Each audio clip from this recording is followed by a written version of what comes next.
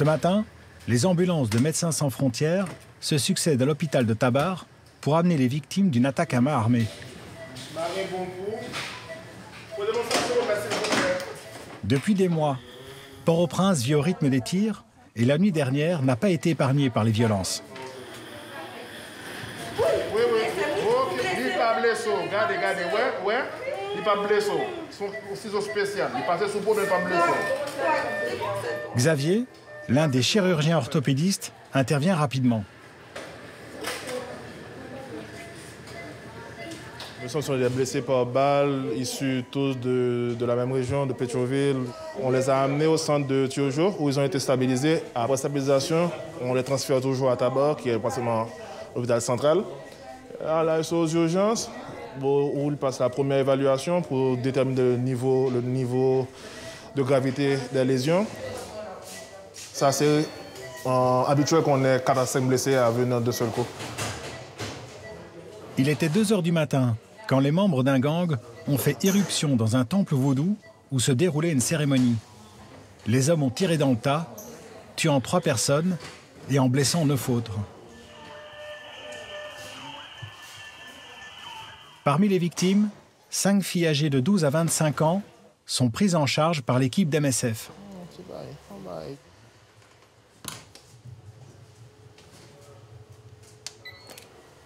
Tu reçois plein de blessés par balle qui proviennent de partout dans la capitale. Ça te donne une idée du niveau de violence qui est à l'extérieur. Bon, cette radio est terminée. Lovely, une adolescente de 15 ans, est le cas le plus sérieux. Bon, pour elle-même, la balle a fait un sacré dégât. Et là, on peut voir que la balle a traversé le col. À partir de le col fémoral, c'est cette région-là qu'on peut voir sur une hanche saine. Et la balle a fracturé son col complètement et est allée se loger, je peux dire, dans le cadre inférieur de la fesse.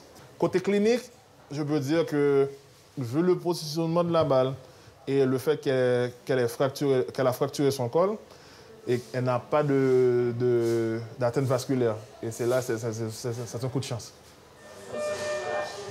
La balle est passée juste à côté d'une artère. Elle a évité le pire.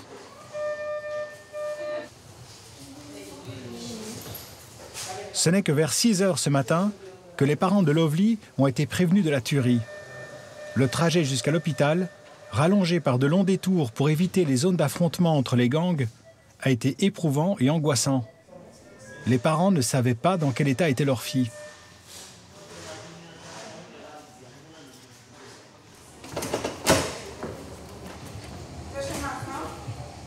Lovely est la première des victimes à partir au bloc opératoire. C'est Denis, un chirurgien en traumatologie à la retraite, qui va l'opérer.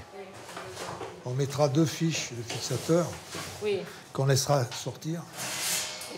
En 30 ans de carrière en France, Denis n'avait opéré que 5 blessés par balle, alors qu'ici, il en voit plusieurs par jour. Malgré ses 3 précédentes missions pour MSF, jamais il n'avait imaginé être plongé dans une telle brutalité dans sa vie de chirurgien. La balle s'est fragmentée en 2 morceaux. Ça tombe mal qu'elle soit passée juste dans le col et peut-être dans le sciatique. Il y a le nerf sciatique derrière. Là. Je veux dire, ça fait des gros, pas forcément, des gros dégâts, quoi.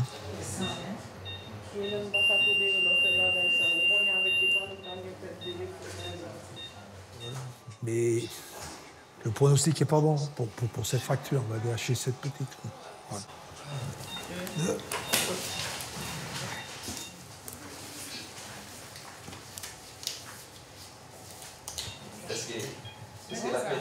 C'est bon. Compte tenu du nombre de victimes et de la gravité des plaies par balle, c'est de la véritable chirurgie de guerre que pratique l'équipe de MSF.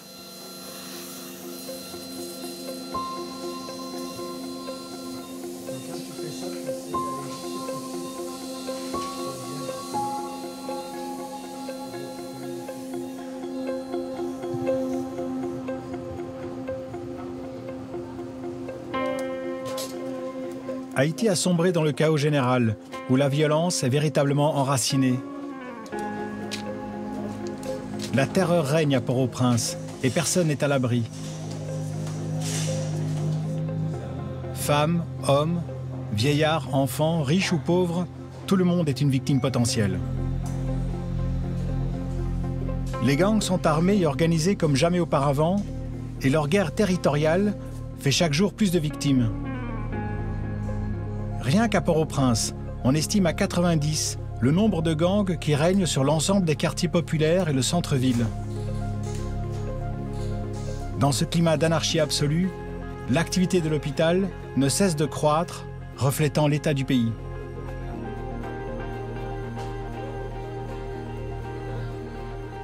Mackinson, Paul et Jean Freyel profitent d'une sortie dans le jardin pour se raconter ce qui leur est arrivé.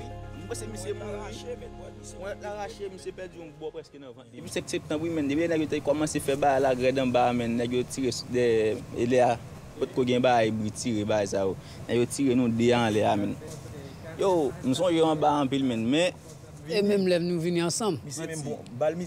Non, mais c'est là le problème. La ville faut aider pour pas d'être même là. Après nous venons dans le même jour. Qui côté, dans quelle zone on prend balle là même? Mon cher, je prends balle là même. Je saute Carrefour. Je saute dans petit gaz, on a fatigué, je rentre là quand mal couché. Quand on me levé, je me dis ah bon mal font petit lemon pour me gérer moi dans l'arrière pour me faire un bout d'amone. Quand on a pendant me fin passer clé dans moto et tout devant barrière là pour me retirer là barrière. Me tando ba faire beau dans barrière. Beau dans barrière on a me volé, même côté a fait deux balles l'un derrière l'autre, qu'on a tout des balles même. Yo prend nan. Bon cuisou. Sorti prend balle là, yo sorti là. Même prend balle là. Ouais, tout petit peu ni men prend balle même. Ouais. Même prend balle là pendant menag me tout laver même na kaili, moi j'ai descendre marcher skaya dans Ritimas, belé. Ou kon Ritimas bi. M'a descendre garçon et me dans des vlao. On sel vlao là et nous dès prend balle là l'autre élément mourir sur place et puis moi même bon Dieu fait pour moi pas mourir. Mais sous dolen moi me prend balle là. C'est bon Dieu des fois les m'a pour venir là, mon là quand même possible m'a mourir. Mais c'est moi qui ba au courage. Comme dit m'pa mourir non mais tout les m'a dit m'pa mourir, pas gagner dit m'pa mourir parce que m'pense basse m'gaye. Et les missions a pensé m'la pas comprendre moi il le docteur a couru venir prendre soin men pour mon gens men. Mon cher l'hôpital ça respect pour lui men en pile. Parce que c'est pas l'hôpital ça men. C'est pas l'hôpital ça en pile petit jeune t'a perdu, t'a dommagé n'importe petit jeune t'a mourir tout. 90% moun petit bébé kou grand moun c'est des corps moun qui victime en pile. Brûlé balle.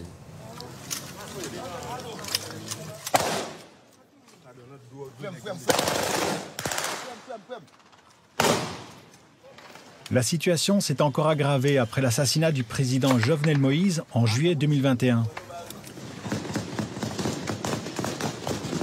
La confusion a profité aux gangs qui ont redoublé d'agressivité pour conquérir des quartiers. En 2019, le rapport de la Commission nationale de désarmement établissait que 3000 hommes étaient affiliés aux groupes armés et 500 000 armes illégales circulaient sur le territoire. Meurtres commandités, vols, trafic d'armes, mais surtout les kidnappings sont les principales sources de revenus des gangs qui agissent aussi à la solde de politiciens ou hommes d'affaires corrompus. Dans beaucoup de quartiers de Port-au-Prince, comme ici à Martissant, un quartier au sud de la ville, les habitants n'ont pas eu d'autre choix que de fuir.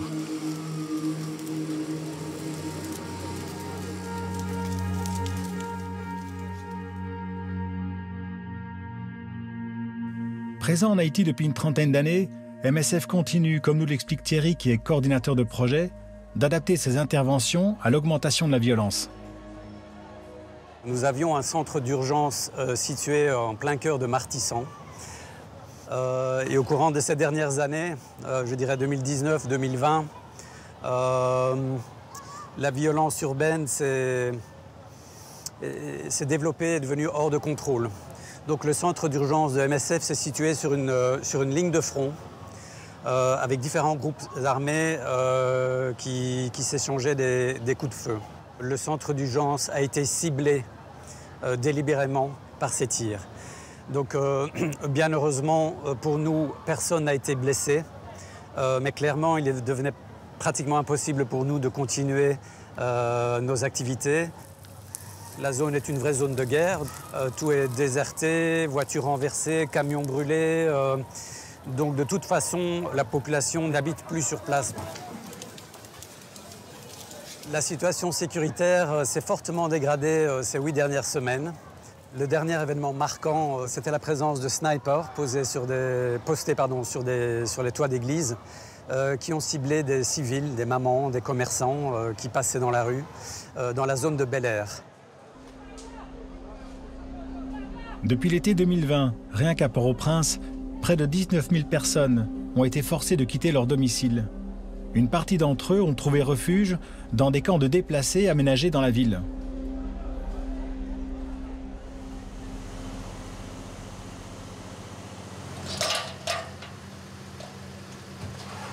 Une équipe mobile de Médecins sans frontières part vers 2 camps où l'organisation est présente.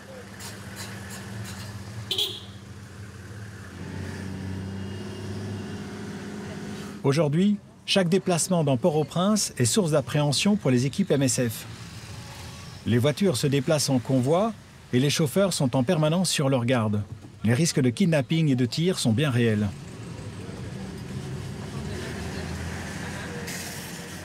Là, vraiment, on est dans ce que je peux appeler une zone de transition entre Bas Delma et Haut Delma, entre les secteurs un peu très chauds de la région.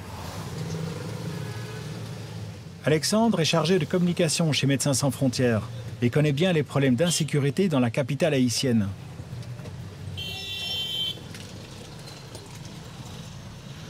Et on est sur la route vers Solino.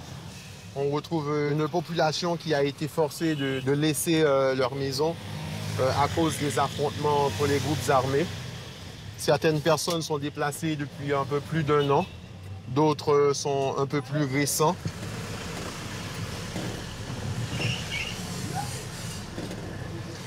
Si on continue par ici, sur 300 mètres, on débouche à Ouy-Saint-Martin. Et là, on serait vraiment en plein cœur d'un lieu d'affrontement continu.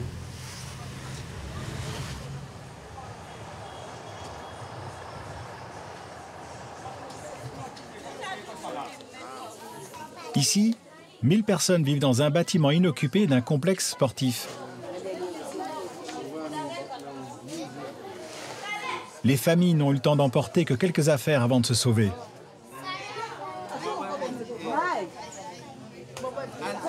Les déplacés ont été accueillis par un comité de soutien dont Marjorie est l'une des membres les plus actives.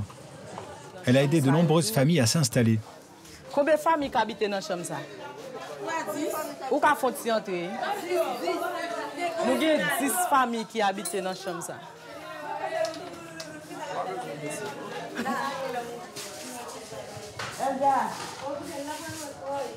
Et combien de personnes qui dorment ici? 13 personnes qui là. 13 personnes? Oui. Composé de combien de femmes? 6 familles. Malgré la promiscuité et l'insalubrité du bâtiment, ces familles devront patienter avant d'être logées ailleurs. Les perpétuels affrontements entre les gangs et le peu de maisons répondant aux normes antisismiques rendent la tâche difficile. Nous avons un espace là, nous avons une quantité de familles qui dans l'espace là. Jean est là et là, nous dormons. Ouais, vous mettez les bagages là et puis vous dormez dans l'espace là. Les journées sont longues pour ces personnes qui, pour la plupart, avaient des petits boulots dans le quartier qu'ils habitaient.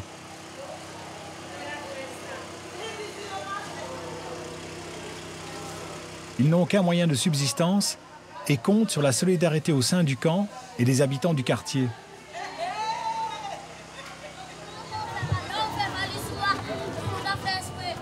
À 2 kilomètres de là, installée dans un autre camp, Angeline, elle aussi, a fui les affrontements dans son quartier. Sa maison et celle de voisins ont été pillées par les gangs. Lorsqu'elle est arrivée avec d'autres membres de sa famille, il n'y avait de la place que dans la cour. Des habitants du quartier leur ont alors donné des tissus pour fabriquer cette tente de fortune où vivent 7 personnes. Mais nous devons vivre très bien. Nous devons faire du commerce à l'aise. Mais qu'on y a là, nous ne venons pas faire ça encore. ça fait nous te courir échapper pour nous. Il y a un peu de monde qui est victime, nous même nous te échapper pour nous comme si nous te venus là. Mais là nous te venus là, paix a bien accueilli nous vraiment, il te ouvert porte pour nous rentrer. En tant que personne déplacée et maman d'une enfant qu'elle élève seule, Angeline a reçu un peu d'argent d'une organisation caritative.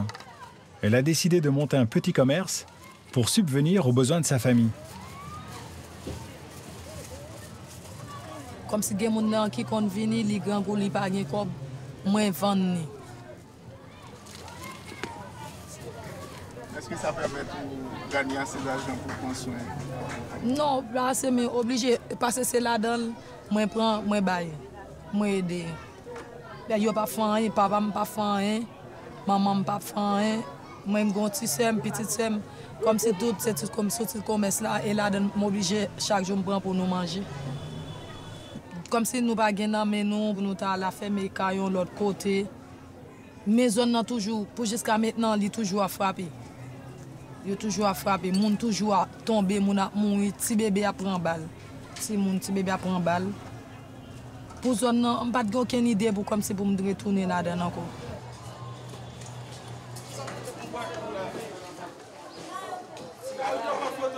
À quelques mètres de la tente d'Angeline, se dresse un bâtiment qui abrite près de 2000 personnes. Comme dans les autres camps, les conditions de vie y sont très rudimentaires et les familles tentent de retrouver un semblant de vie normale.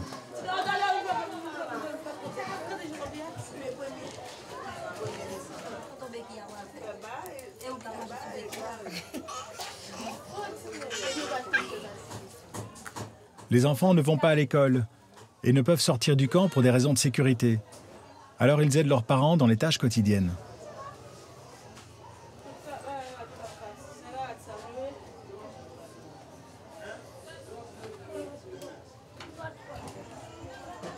Parmi les déplacés, Elzil dort dans un couloir et à même la terre, avec ses 3 enfants et à côté d'autres familles. Elle préfère ça que de dormir dehors par crainte des balles perdues. Elle est traumatisée par les semaines de combat entre les gangs qui se sont déchaînés dans son quartier. Un nouveau récit de crimes ignobles. Je ne sais pas si ça gagne, parce que je ne sais pas si je gagne, si je ne gagne, parce que pas de monde qui est dans la zone, même chez pas passer dans la zone. C'est balles capturées, cartouches capturées. Toute la journée, même quand tu as envie pour te faire un petit garder, ou pas capable de faire un petit garder parce que cartouches mettent nous dehors. Parce que c'est bandit que la police pas gagne la police pour nous. Même si nous tapons mourir, la pas gagne la police qui vient sauver nous dit tout ça c'est bandit capturé pas gagne la police qui sauver. Nous ça nous pas gagner, nous font encore là nous venir courir venir coucher dans fatra là. Ça nous fait. Ben dit tout à fait. Pas gagner.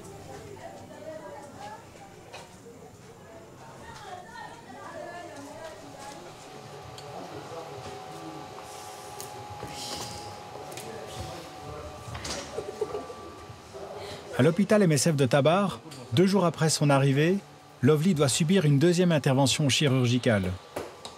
Sortie maintenant d'un état de choc, elle appréhende nettement plus son entrée au bloc. Denis, accompagné de Vladimir, se prépare à l'opérer. Les 2 chirurgiens constatent les conséquences dramatiques de l'utilisation de certaines armes par les gangs. Ça, typiquement, c'est une plaie par balle, arme de guerre, c'est-à-dire que le point d'entrée de la balle, c'est ce petit rond, là où il y a la pince, là. Et le point de sortie de la balle, c'est ça. La balle, elle arrive, elle libère son énergie dans la jambe ou dans l'abdomen. Ça fait exploser à l'intérieur. Et on se retrouve avec une énorme perte de substance osseuse, musculaire, tendineuse et cutanée. Et là, aux constructions, c'est très difficile. Et ils voient de plus en plus de cas comme ça. Depuis à peu près 1 an, on en reçoit beaucoup. C'est à cause de l'utilisation des armes de guerre. 60 à 70% des factures ouvertes qu'on reçoit sont dues aux plaies par balle maintenant. On en reçoit beaucoup. Il se trouve qu'elle, c'était heureusement pour elle pas une arme de guerre, a priori. La balle a juste cassé le col du fémur Et après, elle s'est fragmentée et elle a heureusement pas fait trop de dégâts. Voilà. Parce qu'ils n'utilisent pas tous quand même des armes de guerre. 1, 2...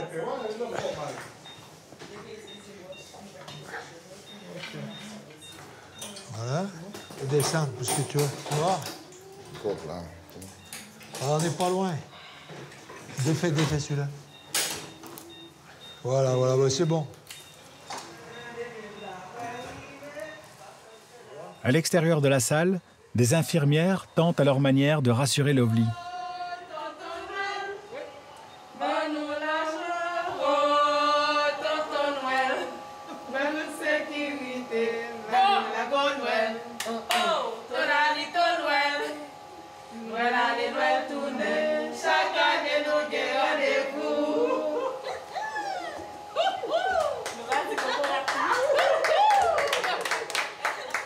Même si ça ne va pas dans notre pays, mais on chante quand même. On chante comme c'est la Noël. Et vous faites souvent ça, chanter devant la porte de la salle? À l'intérieur de la salle, il y a des rayons. On n'est pas assez protégé. On n'est pas assez protégé. On nous demande de rester au seuil de la porte.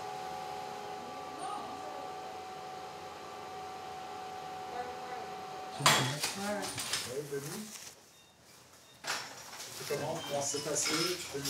Oh, bien. Comme prévu, enfin, ça s'est bien passé. On a rajouté une broche, on a mis ça, comme ça on peut lui enlever la traction. Elle va pouvoir bouger, commencer à bouger et se lever un peu. Et la balle, elle est toujours dedans? Oui. Elle est perdue. Là, la petite, elle a une incision ici, et la balle, elle est par là. On ne sait pas bien où. Il faudrait inciser, et ça n'a pas bien d'intérêt. Parce qu'elle va pas, c'est pas elle qui est nocive maintenant. C'est l'énergie qu'elle a libérée qui est nocive. Ce serait mieux de l'enlever, mais ça, c'est disproportionné par rapport au risque qu'on prend de l'enlever. Dans ce cas-là, en tout cas.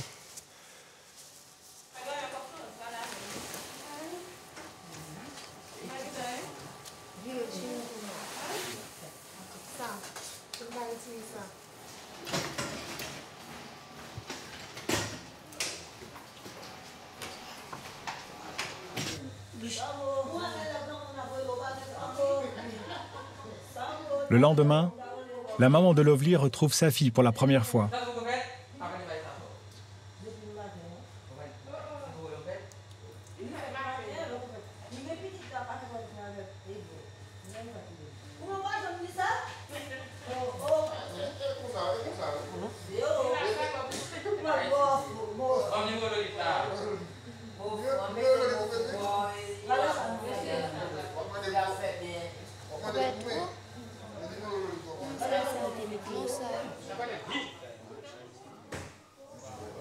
Et des douleurs, ça va, les jambes? T'as pas de douleur, tu marches bien? Ouais. Dans une autre section de l'hôpital, Klaunji, un garçon de 10 ans, a rendez-vous avec l'équipe de rééducation des Grands Brûlés qui va lui faire essayer son masque facial 3D. Le nombre de brûlés sévères est en constante augmentation, révélant un autre phénomène majeur d'insécurité. Oui, Klaunji, je nous dis qu'au rôle massant, c'est pour empêcher que le visage a donné. Donc c'est pour ça que nous parlons. Donc comme moi, je suis un petit qui est intelligent, moi je suis sûr que vous allez compter tout le temps. Si vous sentez le coin de ce visage, vous allez se sentir à l'aise, faites-nous connaître. Mais si vous sentez confortable, tout bagarre à l'aise, on fait nous connaître, d'accord? Le masque va permettre au visage de l'enfant de mieux cicatriser en empêchant la peau de se rétracter. C'est une imprudence de Klaunji et de son frère qui est à l'origine de l'explosion d'une bouteille de gaz butane. Ça, c'est douleur? Ça a monté? Ah oui, c'est vraiment temps. Faut-il avancer, s'il te plaît? C'est au tour du papa d'apprendre à correctement placer le masque sur le visage de son fils. Vous filmez les premiers. Ouais, premier, tout le monde met le premier là-dedans. Et puis l'autre, vous ajustez. Sinon, ça, c'est confortable avec lui-même. Dès qu'il y a trop de serrage, vous pouvez faire lâcher pour lui. OK.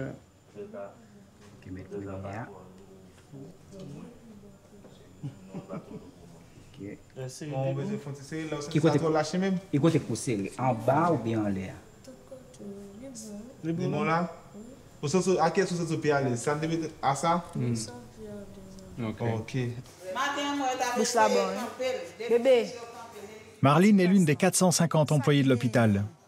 Elle est psychologue et passe beaucoup de temps avec les grands brûlés. Ok, ça va. Ça va, maman. Elle s'inquiète de la multiplication des explosions et de ce que ça traduit de l'état du pays. Je constate depuis environ 2 ans, les explosions se multiplient.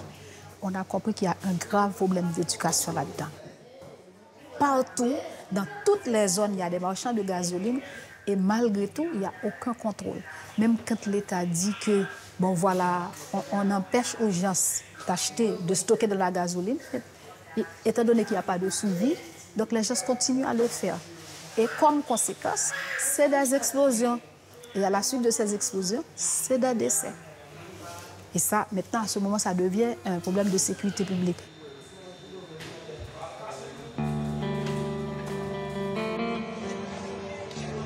Dans la nuit du 13 au 14 décembre dernier, un camion-citerne s'est renversé dans la ville de Cap-Haïtien. Les voisins se sont précipités pour récupérer quelques gouttes de carburant. En pleine cohue, le camion a explosé.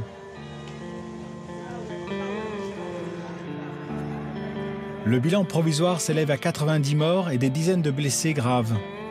Un carnage. 13 d'entre eux ont été transportés jusqu'à l'hôpital MSF de Tabar, qui dispose de la seule unité grand brûlé du pays.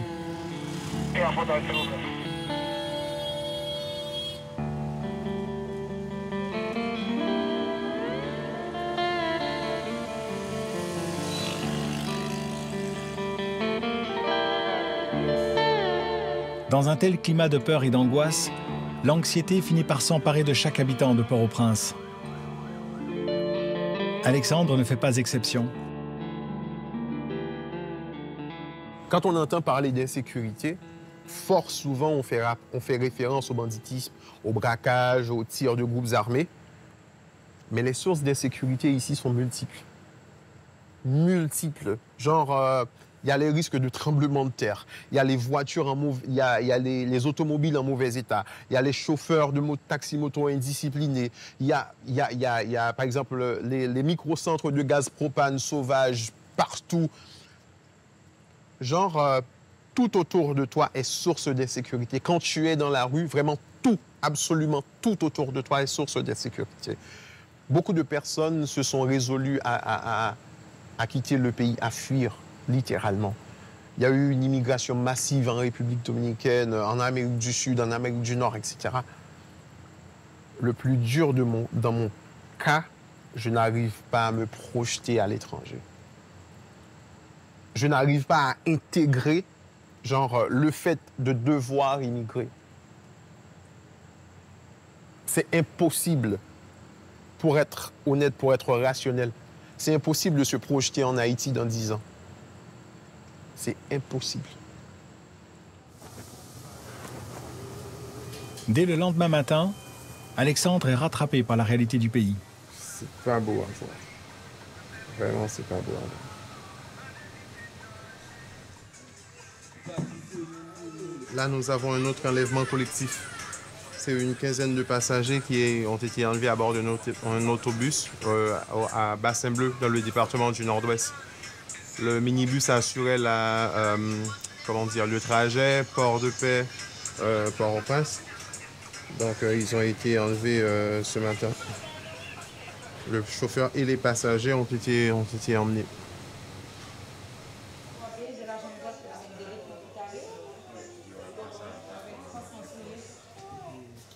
Jacob, le kinésithérapeute de MSF, va voir Lovely pour tenter de la mettre debout après l'opération d'hier. Et tu descends quand elle remonte, ok? Allez, appuie, appuie, appuie. Et Samuel, il faut que tu descends. Voilà. Oui, on va t'aider. Voilà. Descends les pieds encore un peu. Il ne faut pas appuyer sur le pied là. Hein? Non. Hein, les pieds là, on n'appuie pas, d'accord? Non. Allez. 1, 2, 3. Voilà. Ça va? Regarde. Voilà. Ça tourne? Ça tourne? Comment on dit si ça tourne? Ça tourne? Oui? On s'assoit. Allonge la jambe. Avance la jambe. Voilà. OK. Bien. C'est bien. Ça tourne encore? Oui. Ça tourne? Ok. On va l'allonger. Allez, faut marcher. Oui, mais si ça tourne, il faut aller doucement. T'es courageuse, hein? Ah, c'est bien. Voilà, doucement. Voilà, lève la tête et tu regardes loin devant. Elle a envie, mais... Ok, lève ta tête, tu regardes loin. Voilà. Oh là là là là, j'ai mal à te suivre, hein?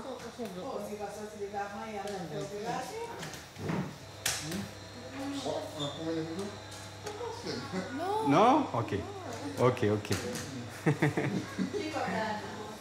Bravo, hein? Et bientôt, elle va pouvoir le faire même toute seule, hein? Ah? Oui.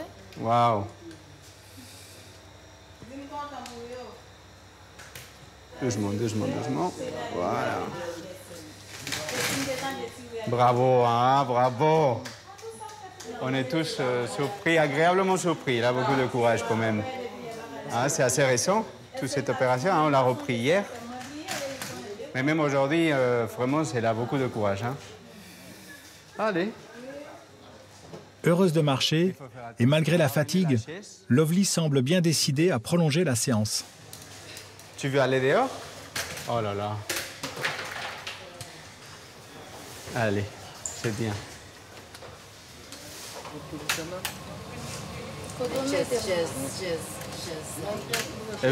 Elle veut rester un peu dehors? Tu veux rester un peu dehors? C'est plein. Tu vas mettre le dans l'autre bol. Ok, doucement, point d'eau. Voilà. Ok. Wow. Ça va?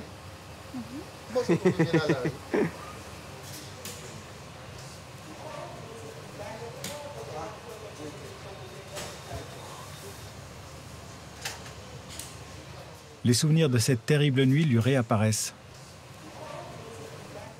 Et là, balle pété, c'est vrai qu'il y a des gens qui sont tombés, mais moi, je suis en route comme. Et petit bébé a venu, que moi, il fait que lever dans dormir, que mon petit mounier, balle ta prendre là, on y a mani prendre, voler en train donc avec le moment m'a prendre pied, balle percer tol là et puis l'entrer là. Et puis en tout ça, en tout balle percer là, y entrer. Là, tout ça m'a négligé, me mettre en bas table là. Lovely sait qu'elle a eu de la chance de ne pas être tuée. Elle prend conscience, jusque dans sa chair, qu'elle veut un avenir différent de celui imposé par le Haïti d'aujourd'hui. Chaque jour, mon nom est plus. Chaque jour, il meurt. C'est pour ça que tu veux partir? Oui. Progresser mon rêve, mon avenir. Et ma tranquillité. Et ta tranquillité? Et ma rêve. Et c'est quoi ton rêve? Mon rêve était de devenir plus forte. Pour me guider, mamie, ma soeur, mon frère. Haïti, c'est le pays des crimes. Haïti est le pays des crimes? Oui. Très jeune. Ma vie belle avenir. Ma vie progresser beaucoup. Mais Haïti ne t'arrête pas.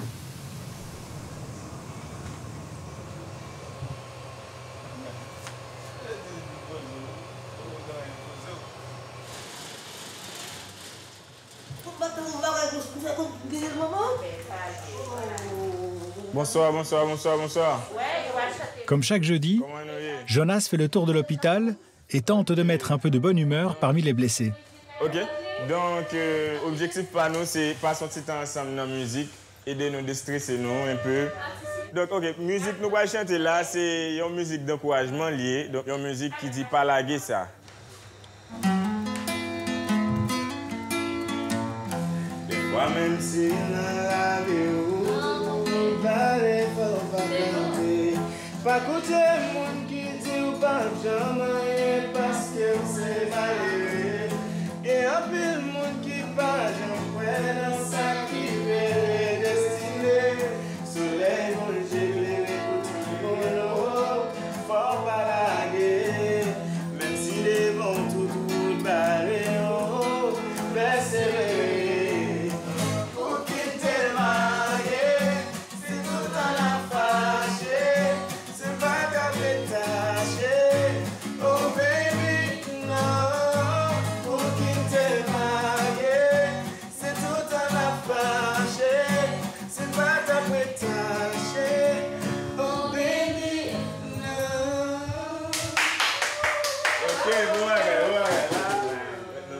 Oh, t'as foutu toujours. Lovely profite pleinement de ce moment de légèreté. Mais qui sait combien de nouveaux blessés écouteront le guitariste jeudi prochain. Lovely est retournée chez elle depuis 6 semaines. Mais la guerre des gangs l'empêche de se rendre à l'hôpital pour ses séances de kiné. Retrouver une marche normale en dépend pourtant. Depuis la fin du tournage, 2 mois se sont écoulés et l'hôpital de Médecins sans frontières a reçu plus de 100 blessés par balle. Autant de personnes ont été tuées dans les rues de Port-au-Prince.